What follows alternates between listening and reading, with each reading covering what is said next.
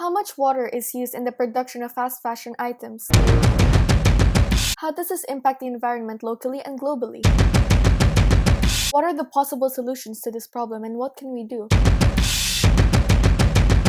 Humans have been wearing clothes for approximately 170 years now. Whether its function is to protect us from the climate, clothing plays a huge role in our daily lives, and we utilize clothing to be able to express ourselves, to show our culture, to boast, to portray a teaser of our personality, and to elicit a positive reaction from the viewer. Yeezys, 20, 70, anti-social, social club, Adidas crop top, the North Face, 1800, 4000.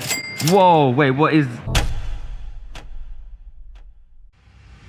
This, as a result, gave many clothing and fashion business companies for the lower-end market ideas to produce and promote seasonal clothing collections for consumers. They make them trendy and accessible, often imitating higher-end fashion designs. As a consequence, this increases the demand for such clothing as clients aim for high fashion at a lower cost. People's desire to look good at a cheap price, a big price is paid to our environment, creating a negative impact on our planet, resulting in the collapse of our ecosystem, extinction of species, and pollution due to waste. Water is a fundamental essence of life. It is a finite natural resource. It helps us survive and is a source of energy for many organisms. However, we use it at a distressing rate to fulfill materialistic satisfaction. The fast fashion industry heavily depends on water for its production of goods. Let's take an example of a common fabric fashion brands use: cotton. On average, to cultivate a kilogram of raw cotton, 10,000 liters of water is used. One cotton shirt roughly uses 3,000 liters of water, while 7,000 liters is used to produce one single pair of jeans, which is equivalent to the amount of water one individual drinks in 5 to 6 years. In an entire year, the water used is comparable to quench the thirst of 110 million people.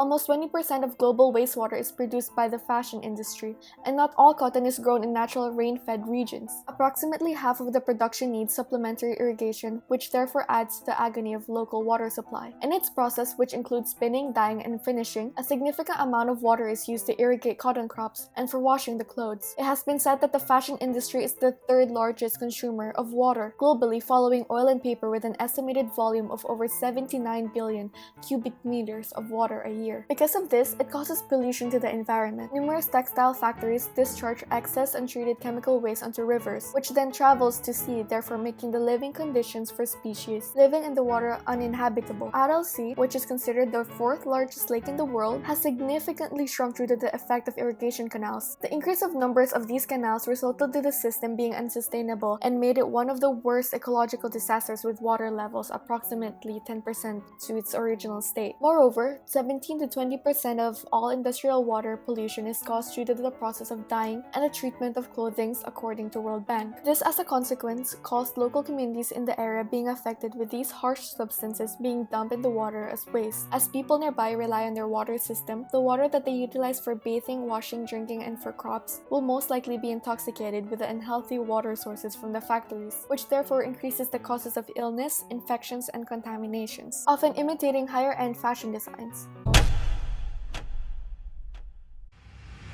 Together, we can minimize the negative effect of overconsumption of water. Hemp, flax, and nettle can be a better alternative for cotton, as it requires little irrigation compared to cotton, as it uses roughly 4 times the amount of water and twice the amount of land. Buying garments made from technologies such as waterless dyes is also an option. This technology has been created to minimize pollution with less chemicals involved and nearly no water being used in the process, which avoids water waste. As students, most of us don't have the money to spend on expensive organic clothes. Thrifting or buying secondhand is always a good option, as it's cheaper. It also reduces pollution and waste and discourages fast fashion companies to produce more clothes, and this suggests more water is going to be used. We could also encourage friends and family to do the same. Support companies producing sustainable clothing businesses. We could also promote on social media the importance of sustainable fashion to preserve water and to share this resource equally.